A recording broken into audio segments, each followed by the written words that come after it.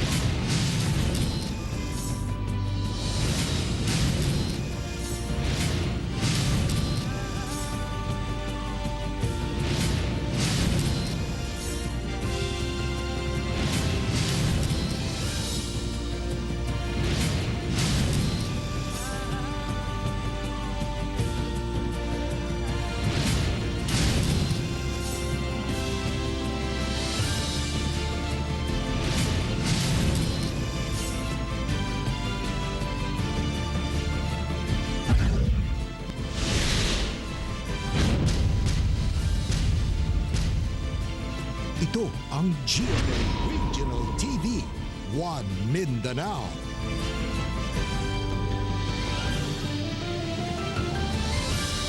May ngapon Mindanao, ini ang GMA Regional TV 1 Mindanao. Hatod namo ang pinakadagko ug pinakalaing balita sa Mindanao. Ako si Teco Campo. Sara Hilomen Velasco. Real Soroche, live gikan din sa GMA Davao Complex.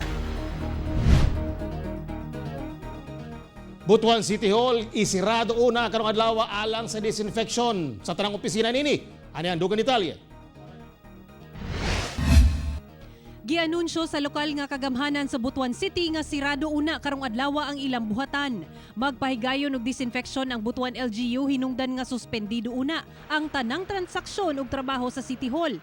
I-disinfect una kini subay sa pagtaas sa kaso sa COVID-19 sa mong syudad nga hatod sa local transmission.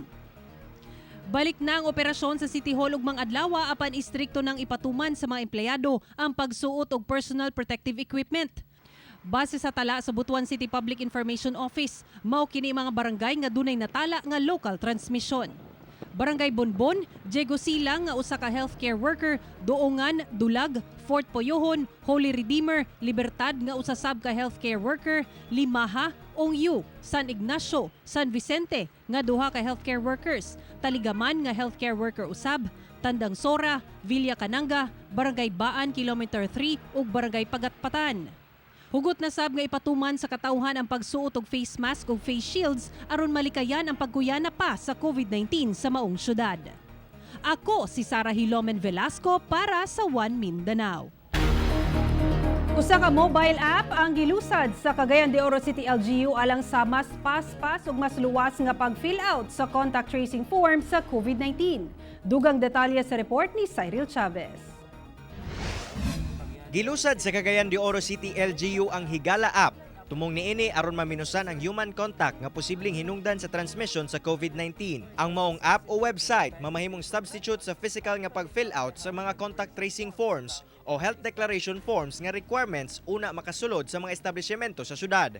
Ang app mo generate og QR code nga pwede iscan sa establishmentong adtuan og ilag-in ang holder niini sa lugar, adlaw ug oras sa pagbisita. This shall also help in submitting filled-out forms online, which can be used as a tracking system to make contact tracing easier. Mamahimong bisitahon ang higala.cagayandeoro.gov.ph. Maghimo og personal account pinaagi sa pag-fill out sa registration forms. Ibutang ang contact number alang sa verification code aron mas paspas nga makontak sa otoridad o galing nahimong close contact sa usa ka COVID-19 patient. Aron ma-download ang QR code, i-click ang My QR code. Mamahimo sab nga iscan ang QR code sa tindahan nga adtuan. I-fill out ang health declaration form, dayon paabuto ng higala ticket nga mo display sa screen ug ipakita sa staff aron tugutang makasulod sa establishmento. Tanang transactions recorded sa database ug mamahimo kining masubay pinaagi sa app. Don't worry, your personal details are safe as they are protected under the Data Privacy Act or Republic Act 10173. Ako, si Cyril Chavez para sa One Mindanao. Subling na himong very high risk area ang Barangay Leon Garcia base sa latest barangay classification sa Davao City. Kinibunga sa kadaghang kaso sa COVID-19 sa maong barangay. Anyang report ni Sheila Vergara Rubio. Base sa gipagulang latest barangay classification sa Davao City LGU kalabot sa COVID-19 cases sa syudad, very high risk area ang Barangay Leon Garcia sukad ni atong Setyembre 4. Samtang high-risk areas ang Barangay 21C, 22C, 23C, 26C, Bukana, Kapitan Tomas Monteverde Sr. ug Maa. Gikonsidera usab nga high-risk areas ang tulo ka barangay nga duol sa very high-risk areas nga mao ang Barangay 27C, Agdao Proper ug Governor Vicente Duterte. Paday nagpahimang no ang kagamhanan nga likayan ang pag-adto sa mga lugar nga giilang very high risk ug high risk inay magpundo na lang sa balay. Samtang kung importante ang lakaw, mamahimong moadto sa mga barangay nga gikonsiderang moderate risk sama sa 1A, 20B, 29C, 30C, 34D, 37D, Buhangin Proper ug Sa. 14 ka barangay usab ang moderate risk tungod sa kaduol niini sa high risk barangays ug kini mao ang 15B, 24C, 25C, 28C, 31D, 32D, 39D, 40D, Langob, Magtuod, Matina Playa, Matina Crossing, Matina Pangi, Ugwaan. Samtang low risk areas usab ang 149 ka barangay nga wala ma-mention. Ako si Sheila Vergara Rubio para sa One Mindanao. Presyo sa mga baligang isda sa KIDAPAWAN City apektado sa lockdown sa General Santos City Fish Port tungod sa COVID-19. Samtang mga mag-uuma sa Cotabato Province miangal na sa kamubo sa presyo sa palay. Anang report. Mga frozen nga isda ang display karon sa mga merkado sa KIDAPAWAN City sukad pa niadtong adlong Lunes tungod walay delivery sa mga preskong isda gikan Jensan human gi-lockdown ang Jensan Fish Port. Tungod nini, misaka og 40 pesos ang presyo sa isda sa KIDAPAWAN City. Mga isdang tulingan, burot, matambaka, bilong-bilong o barilison lamang ang mapalit nga gadula ang presyo gikan 90 pesos ngadto sa 140 pesos ang kilo. Kung kaniadto, makahurot ang mga vendors og tagtulo ka kahon matag adlaw, karon lugos mahurot ang usa ka kahon. Samtang dili pa malift ang lockdown sa Jensan Fish Port, magpabilin nga kulang ang supply sa preskong isda sa KIDAPAWAN City. Samtang miangal na usab ang mga mag-uuma tungod sa kabarato sa palit sa fresh palay nga gadula lamang sa 12 hangtod 13 pesos ang kilo o 14 pesos alang sa dry palay. Ang yellow corn, tag 10 pesos na lang ang kilo. Nabalaka silang posible pang muubos ang presyo niini panahon nga ting-ani sa sunod semana din magdungan pa ang Blang o KIDAPAWAN sa Cotabato Province. Ako si Teco Campo para sa One Mindanao. Sa Zamboanga, Sibugay, patay ang usa ka miyembro sa Dawla Islamia Abu Sayyaf Group sa Sitio Tubigsina, Barangay La Paz, Alicia. Nailhan ang suspect nga si Furuji Indama kinsa dunay warrant of arrest sa kalambigitan ini sa kidnapping incident sa Dos Palmas sa Palawan ni adtong 2001. Nakaengkwentro niini ang hiniusang puwersa sa kasundaluhan ug kapulisan kung asa samdan ang duha ka sundalo. Patay sab ang giingong close associate ni Indama ug ang wanted nga sa Hibad Group nga si Idris Aquilon. Nadiskobrehan sab ang pipila ka bala ug eksplosibo. Nagpadayon ang pursuit operation sa mga kaubang nakaikyas.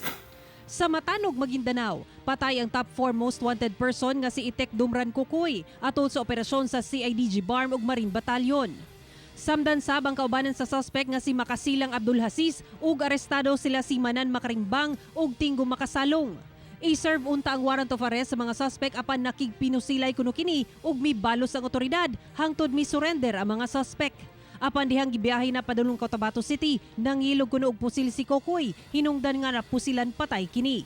Nakumpiska gikan sa mga suspect ang upat ka armas, mga magazine ug bala. Sa Pagadian City, balik prisuhan ang 45 anyos nga si Lilibeth Angko, human napalitan og ginadiling droga sa Purok Hillside Sitio Nazareth, Barangay Buenavista. Nakuha kaniyang napulo ka pakete sa gituang shabu og 1,000 pesos nga marked money nga gigamit atol sa bypass operation. Si Angko kanhina nga natokhang og napriso sa milabahing tuig sa samang kaso apan nakagawas pinaagi sa plea bargaining agreement. Sa Butuan City, arestado ang magsuong giingong tulak og illegal nga droga sa managlahing drug bust operation sa Agusan del Sur. Dakpan si Novelin Berdera, 20 anyos sa Barangay 1, San Francisco, Huwebes sa Kadlaon. Samtang dakpan ang isuunining si Marky Berdera, 18 anyos sa Barangay Bayugan 2 sa San Francisco Sab, udto ni adtong adlawa. Nakumpiska gikan kang Novelin Berdera ang 20 gramos sa gituang shabu nga nagkantidad og 236,000 pesos, improvised bamboo stick sealer, mga lighter og 500 pesos nga buy bust money. Samtang na-recover kang Marky Berdera ang 2 ka gramo o 5 ka sachet sa giingong shabu nga nagkantidad og 23,600 pesos ug 500 pesos nga buy bust money.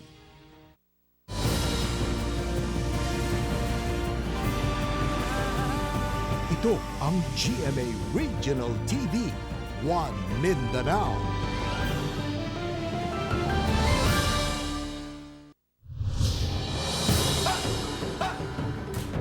Don Marcelino sa Davao Occidental gitayog og magnitude 6.4 nga linog pipila ka lugar sa probinsya Davao del Sur, Davao City ug South Cotabato na sinati usab ang pagtayog. Ani ang report.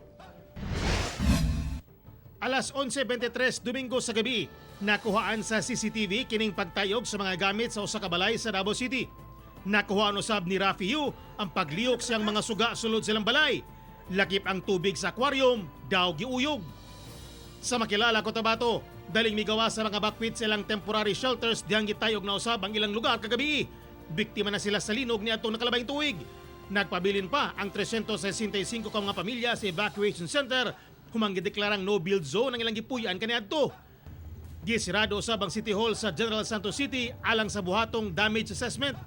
Ang one-stop shop business center gisirado usab human nakitaan og mga cracks ang building nini. Epicenter sa mong magnitude 6.4 nga linog ang Don Marcelino sa Davao Occidental kagabi. Tectonic ang origin ini, 26 kilometers southeast sa munisipalidad ug nahitabo kini ilawom sa dagat nga dunay gilawmon nga 143 kilometers.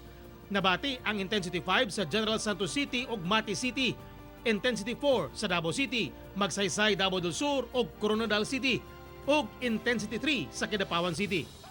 It's an offshore po na paglinog, so medyo layo-layo siya sa ato ang land area. However, as far as Davao del Sur na province, even diri sa Davao City, naka-felt ta og intensity 4 nakakusog sa paglinog. Nagpahigayon gilayon og joint inspection ng Provincial Disaster Risk Reduction Management Office o Provincial Information Office sa Davao Occidental sa munisipyo o gubang istruktura sa Don Marcelino. Sa mismong municipal hall, doon ay makitang pipila ka cracks sa bungbong nini, apan minor damage lang kuno. Sa kasamtangan, wala pa ko rin natalang major damage sa mga istruktura sa lugar. Sa atong initial na pag-conduct sa ato ang monitoring ug assessment, wala man tay reported na major damages og incidents even sa ato ang epicenter sa Don Marcelino.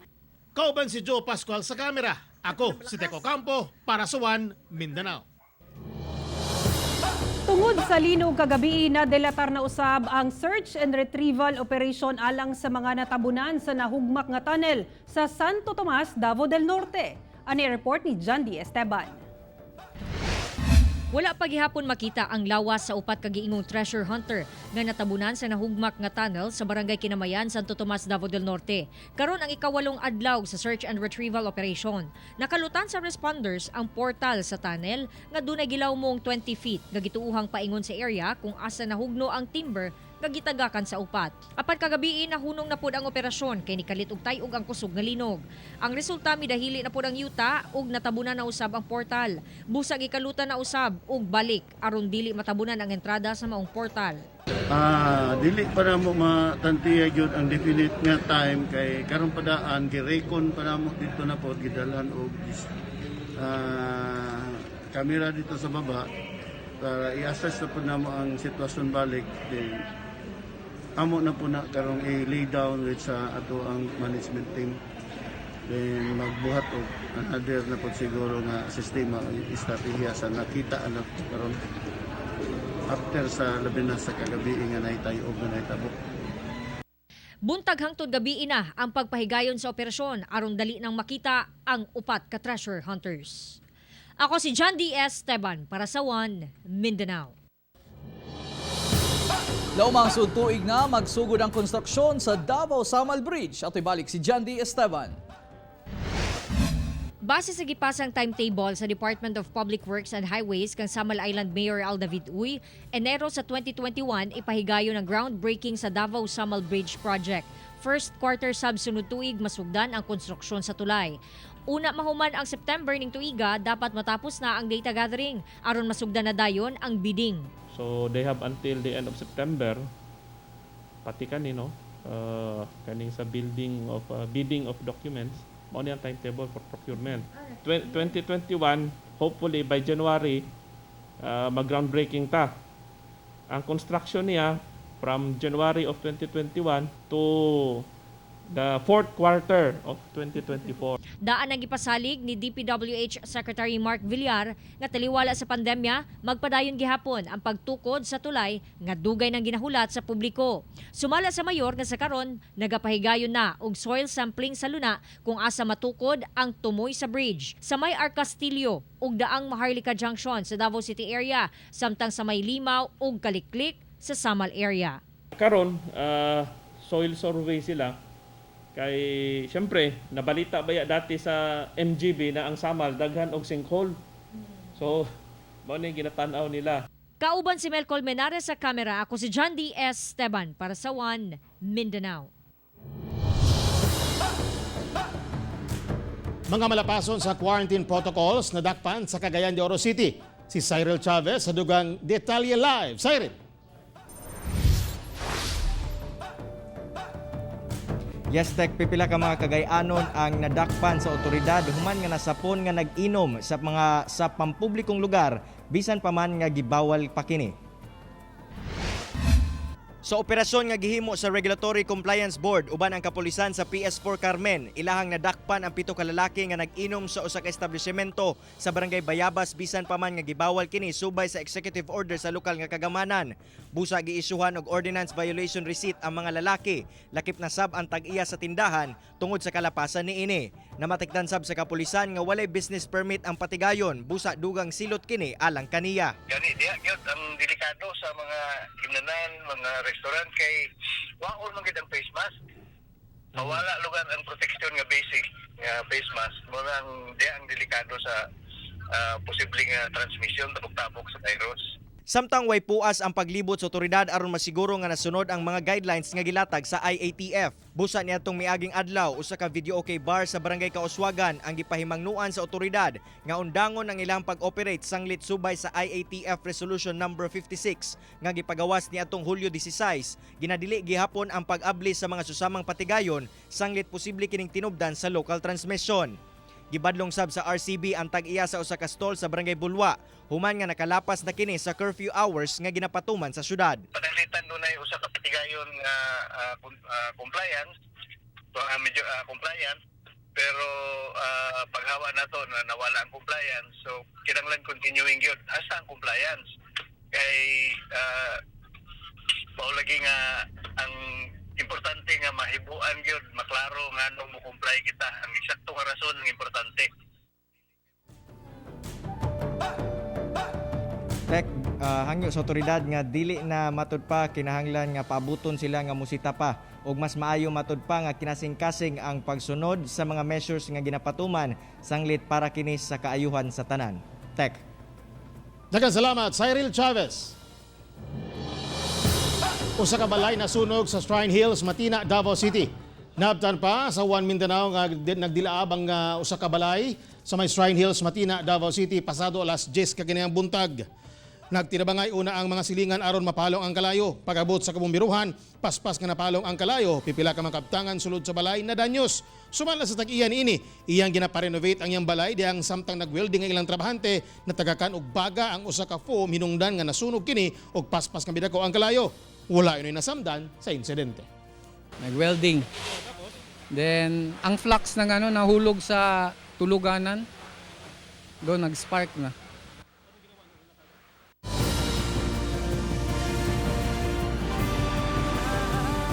Ito ang GMA Regional TV, One Mindanao.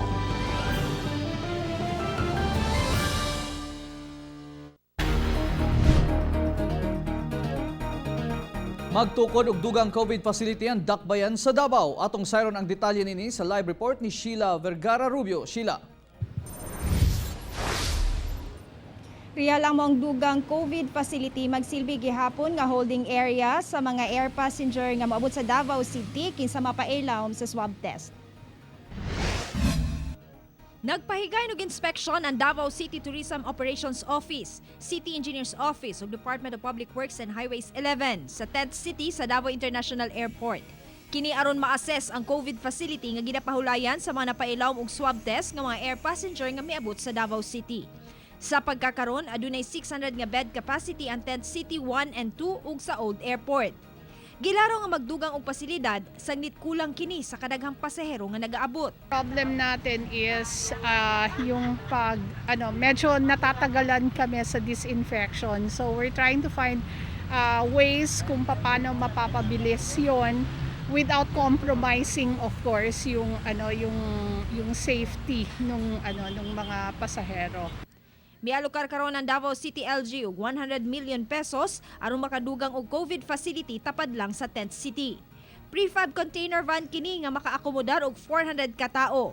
Ang DPWH-11 gihapon ang mangunay sa moong proyekto. Magbuhat og murabag container city na po diri sa Pikas.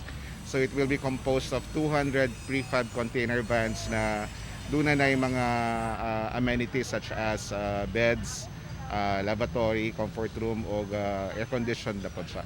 Gibana-banaan nga matapos kini sulod sa 3 ka bulan. Real giklaro sa kagamhanan nga bisan og magdugang og tukod og COVID facility gamiton gihapon katong mga gitap sa city nga mga inn o gymnasium isip holding area. Real. Daghang salamat Sheila Vergara Rubio. Misa ka na sa kapin 27.1 milyon katao ang nataptan og COVID-19 sa tibuok kalibutan, samtang halos 240,000 na ang nagkasakit sa Pilipinas ug halos 7,500 niini mga taga Mindanao. Sobra 27,114,000 katao na ang dunay COVID-19 sa tibuok kalibutan, samtang kapin 18,140,000 ang nakarecover ug 883,538 ang namatay. Sa Pilipinas, dunay 238,727 nga nataptan og COVID-19. Ana-ana sa 184,906 ang recoveries ug 3,890 ang namatay. Ug sa maong ihap, 7,496 ang nagkasakit og COVID-19 sa Mindanao, 4,983 ang nakarecover ug 198 ang namatay. Usa ka pari ang nagpositibo sa COVID-19 samtang usa ka pastor ang namatay sa buong sakit sa General Santos City. Ano ang COVID-19 update sa Mindanao? Pinaagi nining report. 3 ka senior citizen ang nadugang sa namatay sa COVID-19 sa CARAGA region niadtong weekend. Usa ka 67 anyos nga lalaki namatay human sa pipila ka oras nga pagka-admit sa ospital. 74 anyos nga babaeng namatay human sa 2 ka adlaw nga pagka-admit sa ospital ug usa ka 69 anyos nga lalaking taga Bislig City sa Surigao del Sur nga na-admit sulod sa 2 ka semana una namatay. Silang tulo dunay pre-existing medical condition. Ana-ana sa 660 ang kumpirmadong kaso sa COVID-19 sa CARAGA region. 411 ang nakarecover ug 16 ang namatay. Sa Davao Oriental, usa ka 3 anyos ug 26 anyos nga mga babae nga taga Central Tarragona ang nagpositibo sa COVID-19. Asymptomatic silang duha. Dunay 213 total COVID-19 cases ang Davao Oriental, 191 recoveries ug usa ang namatay. Sa General Santos City, miabot sa 20 ka tawo ang nagpositibo sa COVID-19. Lakip ang usa ka pari sa simbahang Katoliko. Mga medical frontliners sa Rural Health Unit sa Barangay Kalumpang hinungdan nga temporaryo kining gisirad-an. Halos silang tanan dunay history of exposure sa confirmed COVID-19 patients. Samtang usa ka pastor sa Christian Church ang nakabsan sa iyang kinabuhi. Sa karon, 128 na ang kumpirmadong kaso sa COVID-19 sa General Santos City. 49 ang recoveries ug 5 ang namatay. Sa Iligan City, mitala og dugang 18 ka kaso sa COVID-19 ang syudad. Kung asa 15 niini tungod sa local transmission ug 3 ang locally stranded individual. Laki pang usa ka 7 anyos nga batang lalaki nga taga Barangay Luinab, kinsa asymptomatic. Samtang 2 ang nadugang sa ihap sa mga namatay. Dunay 395 confirmed COVID-19 cases ang Iligan City, 198 ang nakarecover ug 16 ang namatay. Sa Zamboanga City, miabot na sa 30 ka ginaatiman sa Home for the Elderly sa DSWD sa Zamboanga City ang nagpositibo sa COVID-19. Sumala sa DSWD Region 9, upat kanila dunay severe symptoms ug gidala na sa Zamboanga City Medical Center. Samtang ang 26 kanila ana asulod sa pasilidad sa DSWD. Ana-ana sa 1,289 ang confirmed COVID-19 cases sa Zamboanga City. 812 ang nakarecover ug 55 ang namatay. Ako si Sarah Hilomen Velasco para sa One Mindanao. Usa ka konsehal sa Cagayan de Oro City nagpositibo sa COVID-19. Dugang detalye sa report ni Cyril Chavez. Subo nga gibutyag ni Cagayan de Oro City 1st District Councilor J. Roa Pascual nga nagpositibo siya sa COVID-19.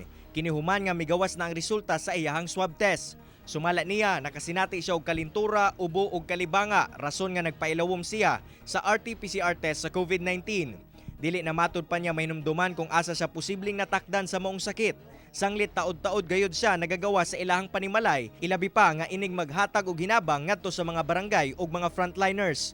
Ana-ana siya karon sa temporary treatment and monitoring facility. Kaloy sa Ginoo, I'm doing okay right now. And then kahulat lang ko sa kung next swab results next Sunday. And then if all goes well on Sunday na mag-negative ang ako results. Subay ni ini gipailawom gilayon sa disinfection ang opisina sa konsehal ug ang session hall sa sangguniang panglungsod sa syudad. Samtang gibutyag ni Mayor Oscar Moreno nga niadto pang Agosto 28 ang ilahang ulahing panagkita sa konsehal.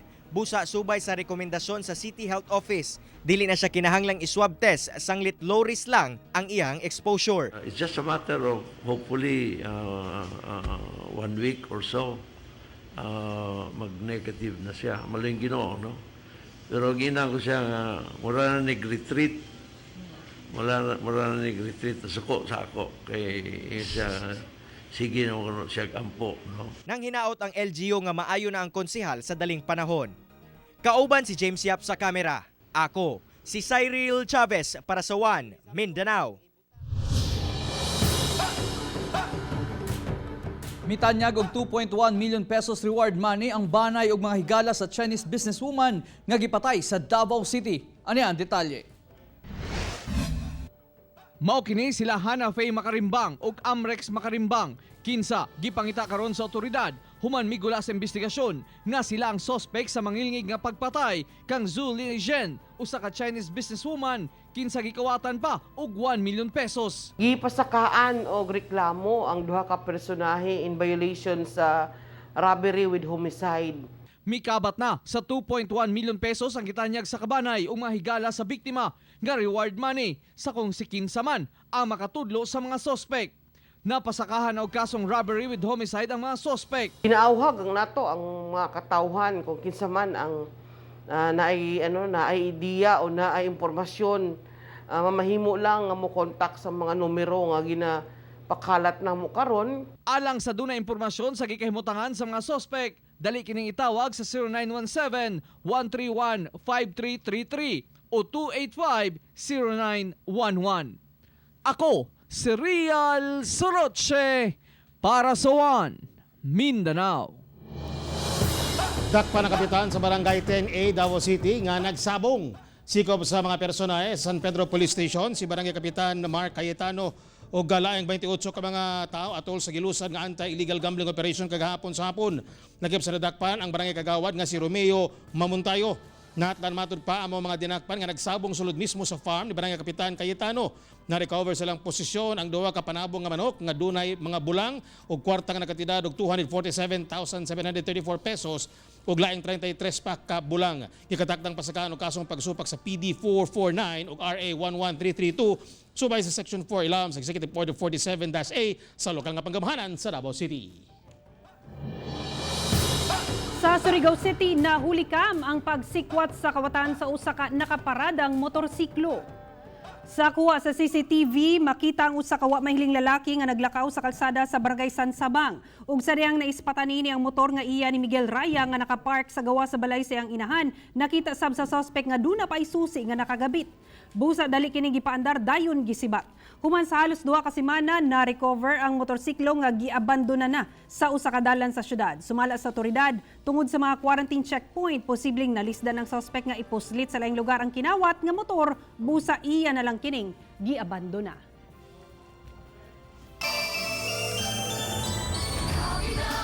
Mga kapuso, kay Burmonth na, mabati na gayud ang Pasko. Busa, sugdan na nato ang atong Christmas countdown. 108 kaadlaw na lang mga kapuso, una magpasko. Mga kapuso, way puwa sa among paghatod og balita. Bisitahin www.gmaregionaltv.com ug mag-subscribe sa official YouTube channel sa GMA Regional TV. Busa mga kapuso, ayaw po lahi sa mga dagkong balita sa nagkadaing reyon sa nasod, subscribe na. Og mo katumulahig dagkong balita sa Mindanao karong adlaw. Ako si Rial Soroche. Daghang salamat sa inyong kanunay nga paguban kanamo matag adlaw. Ako si Sara Hilomen Velasco. Tungod mga balita sa atong palibot, importante alang kanamo. Kini ang GMA Regional TV 1 Mindanao. Teko Campo, buong puso para sa Pilipino.